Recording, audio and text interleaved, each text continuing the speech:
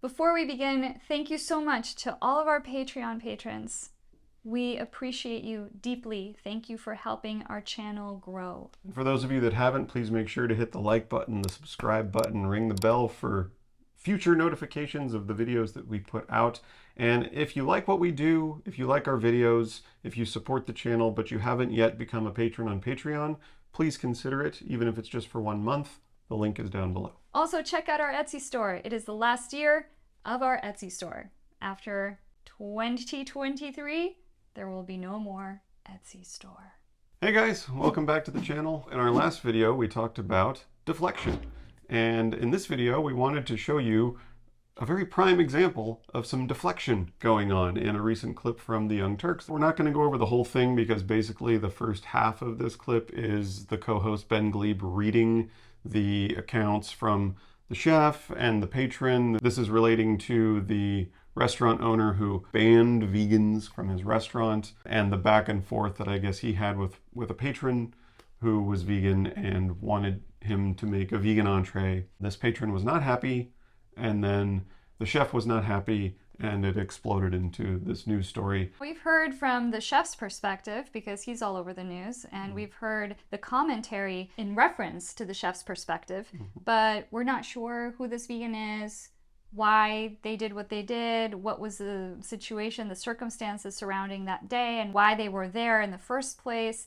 Now, people complain all the time. They leave negative reviews about restaurants all the time. It would seem logical to me that a chef with his amount of experience would be accustomed to receiving a negative comment or two every now and then.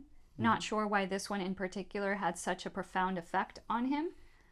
Triggered AF Yeah. would be what I would call this gentleman. Yeah, we're not going to necessarily comment on the situation itself, maybe a thought or two, but mostly on the discussion that was had on a progressive channel about this issue. Here are the progressive Young Turks, the progressive media outlet, talking about veganism. Just choose the eatery next door, dude. What is the big deal? Have you ever heard of vegan places that don't serve meat? Is that discriminatory? That's not the same thing. The chef has said vegans aren't allowed at his restaurant. So the comparison would be, are there vegan restaurants that don't allow meat eaters to eat there? And the answer would be, no, I've never heard of a vegan establishment banning meat eaters from eating there. Banning vegans from eating at your non-vegan establishment, probably because vegans make up, I don't know, 3 to 5% of the total population. So if you banned all non-vegans from your restaurant, that's a huge percent of your patronage. But if you just ban vegans, worst case scenario, that's only 3% of the population, and you get to be on CNN and talk about it. That all said, one group is very on the side of restaurants having more vegan options, and that is the cows themselves. Jake? Right off the bat, he ends the segment with a joke about cows being happy about being off of the menu. Right there, he is admitting that cows don't want to die. They don't want to be killed for needless things like steak and leather, dairy, butter. That is a prime form of deflection. He's deflecting away from the topic at hand and using a joke about, yes, cows would like it if we didn't kill them for food we don't need. Well, yes, of course. Look, no one's a winner in this story. So I agree with you about the vegans. It's the whole time I was like, wait, what kind of restaurant is it? And it turns out it's a kebab shop, as he says, a kebab restaurant. Not the place you would normally look for vegan food. So, like, if you go to a place selling kebabs and find kebabs, you shouldn't be like wildly surprised and be like, what kind of a kebab chef doesn't cook the exact kind of vegan food I want? Again, we don't know what the circumstances were. Did this person go with a group and she was essentially had no choice but to, you know, try to find a vegan option, which is the at a non-vegan situation restaurant. that is very common and many vegans find themselves in all the time. On the other hand, the restaurant, like the chef, didn't need to flip out. That was like totally, okay, so one vegan didn't like your vegetable options. So what? What's the big deal? Yeah. Both pretty accurate. Like, yeah, both arguments are pretty accurate. Like, don't go to a non-vegan restaurant, especially a kebab restaurant, and expect there to be vegan options. But it would be nice when you made a request, if that request could be fulfilled somehow.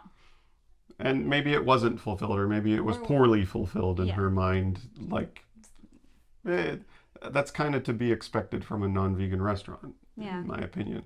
But his point about the chef, too, is like, if you're such an experienced chef, and I believe he said on TV, he's worked at the best restaurants, have worked for the best chefs on the planet. Okay, then great. One vegan didn't like your vegan entree. He went ballistic over this thing. He created a whole new fire festival. And so, on the other hand, his restaurant is now world famous, as is he. Yeah, I mean, it's a good point. And on the third hand, our producer is vegan, so our mics might get cut at any moment. Okay, just to let you know. On the fourth hand, on the way to pressing the mute button, our producer might pass out of lack of strength via protein. It had to be there. Why is it always that people who are not exactly the ideal image of strength and fitness seem to make this comment a lot? The joke of vegans being weak and skinny and whatever, malnourished, protein deficient, which isn't a thing. Protein deficiency doesn't exist. Have we been talking in the about Western this world for nearly a decade now? Like, the only way to be protein deficient is to be calorically deficient also. Like, if you get enough calories, you will get enough protein in Western countries. Like, that's just the way it is. It's not a thing. And I know it's a joke that just keeps going and going and going.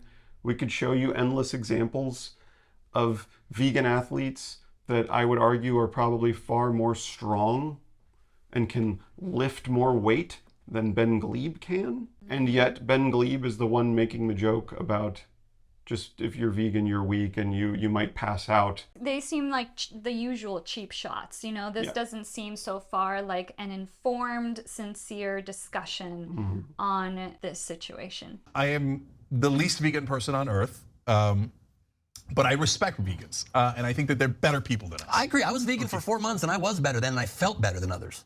See? Like as a person, not healthily. Another deflection there. I think Cenk there actually tried to make like an intellectually honest point. In his words, he's saying vegans are trying to do the right thing. And in his words, he said vegans are better than us, meaning non-vegans. And then I think Ben Glebe heard that and went, that doesn't feel very good. So he had to make another joke. Now, I know Ben's a comedian, so obviously they bring him on the show to be funny. And he is a comedian. Doesn't seem like it. They're just kind of average, the same average. Anyone can make those jokes. Well, yeah, I think what happens is non-vegan comedians who are otherwise very funny, when it comes to veganism, they become very unfunny because they just go back to like old shtick, generic things. When Cenk said that, I think Ben agrees with it, but it makes him feel uncomfortable. Yeah, and then he was like, well, yeah, I was vegan for 4 months. I think that doesn't, 4 months. You ate a plant-based diet for 4 months.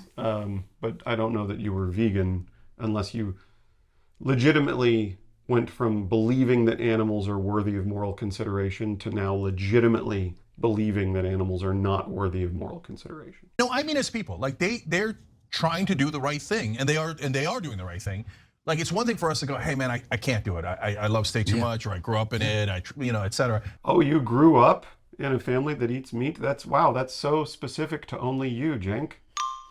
Must just be your family and your tradition and your culture. I love this too. Well, in my family, it's a huge tradition that we always eat X animal product at X holiday. Yeah, that's everyone. Because everyone's so precious and unique. Something that also strikes me is, you know how a lot of non-vegans tend to bash vegans for being on this moral high horse. Stop thinking you're better than everyone else. As if that were the reason we're vegan in the first place. Then you have non-vegans also on the opposite end of the spectrum, self-deprecating and acknowledging that yes, in fact, they know that their choices are not ethical and that vegans are, as Cenk has said, trying to do good. None of this makes any sense. But my last question is, when he says it's turning into a mental health problem, Was he referring to them or himself? Himself. I think Like he's he was losing having his mental mind. health issues. That's what I think, but it could go either way on that. And also, there's two other perspectives to quickly consider. As I said in my first damn special, Neurotic Gangster, also on YouTube or Amazon Prime, if you want, if these animals don't want to be eaten so much, stop being so delicious. I feel like that's a fair request. Yeah, fair. Cows are sitting there. Cows are sitting there. They just sit there all day, just like, I'm tasty. Go ahead and eat me. Why did they have him on this? It would have been good to have the vegan producer maybe come in and team up with Jink to do this segment. It's not very well balanced, and here you have yet another cheap joke. He pretends to know what cows are thinking and misrepresenting them. Saying that cows just sit there, say, come eat me because I'm so delicious. This is actually what cows do when you try to kill them needlessly for burgers and steaks that we don't need. These are actual cows in the actual slaughterhouse actually being murdered. As you can see, they fight back.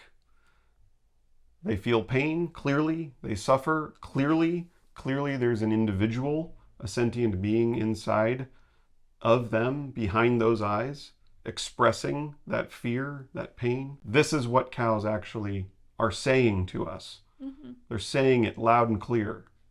They don't want to be killed. People are afraid to be vulnerable, to feel that empathy, because it would mean taking responsibility for your actions. That is very hard for a lot of people. I realize, of course, it's healthier for the planet and for us to not eat so much meat. And being vegan is too hard, and I do think a good middle ground is to be vegetarian to whatever degree you can. Okay, before I tackle that nugget, he's just acknowledged that being vegan is better for the planet, it's better for our health, yet he is employing willful ignorance. Oh, but being vegan is hard. I don't know if you knew this. This show is recorded in LA. That's where we live, which means they have access to all the same places we do. Somehow we've been vegan almost 8 years. Ben Glebe couldn't pull it off for 4 months. That's the difference between being vegan and going vegan for health reasons. We only use animals for milk, butter, and cheese, and I feel like it's an agreement that the animals themselves would be okay with. They're like, you're not going to murder us anymore, you're just going to play with our tits sometimes? That's a deal. That's a deal. Yeah, okay, so this went exactly where I thought it was going to go, which is not only a misunderstanding about what vegetarianism is, there is death and suffering and exploitation in the dairy and egg industry. We've talked about that countless times. Check out this video, for example. Yeah, the way he phrases it is like, oh, you're only going to use us for our milk and our eggs, but you're not going to kill us. No. Okay, Ben, I know you're an adult, but mammals only make milk because they're mothers. In order to keep making milk, the cow has to keep being impregnated. No matter how many times you impregnate a mammal, whether it's a cow or a human being, their bodies can only take so much of that until they stop producing enough milk for them to be profitable for the farmer. Same with a human. If a human woman was just re-impregnated every 9 months and milked every day and re-impregnated every 9 months, eventually her body would just give out. Just can't make any more milk. And so what happens to those cows? So what happens to those cows? They just feed them forever and house them forever? And let them live to the age of 25 until they die of natural causes? Not very profitable for the farmer, is it? So where do they send them? The slaughterhouse. Same with egg-laying chickens. Chickens don't lay eggs forever. Their egg production slows as they age. That's just a fact. Generally, chickens get slaughtered after 6 months to 12 months of age. Once their egg production slows, what are we going to do? Feed the chicken for... chickens live 10, 12 years. Like dogs. You feed the chicken for 10 years? You know, he glossed over the word use. Only use animals for milk, butter, and cheese. Only use animals for milk, butter, and cheese. Use is a very important term, especially for a progressive channel, to use another for our benefit. What if we were to make that same example with other forms of oppression? You know, the points he makes are so uninformed. You know where that information comes from? Storybooks. Oh, happy Bessie gets milked every day and she lives happily on the farm, and it's so BS. At least do some research. It's amazing to me that people can just go on air and talk about things they don't know about. Look, my compromise, everybody's got their own compromise. My compromise, I don't eat veal. Why veal? I'd be Yeah. interested to know. If you eat chicken wings, you eat baby chickens. If you eat bacon, you eat baby pigs. So why not eat baby cows? Chickens are 6 weeks old when they're slaughtered. Broiler chickens, the chickens that are raised for meat, they are 6 weeks old. 6 weeks old. That's a baby animal that you're eating. But when it's a baby cow, it bothers you? But not when it's a baby chicken? And I try to buy things that are cage-free. Things. Okay, first of all, I try to buy things that are cage-free. things that are cage-free. You're so avoiding here. Like, you can't even say the word animals, Yeah. which is just a fact. They are living, sentient beings. They're I don't not know things. that They're not things. chairs. Cenk, if all you want to do is buy cage-free, I got great news for you. All the factory farmed eggs on the grocery store shelves near you, right here in LA, they're all cage-free. Why? Because they put 20,000, 30,000 birds in a shed, no cages. Loophole. That's called the loophole. And guess what? They know that that's what you want to hear. They know that that's what you want to buy. Why? Because they know that people value animal welfare. So it's a marketing term. They're profiting off of your ignorance. Willful And ignorance. you're letting them. Oh, yeah.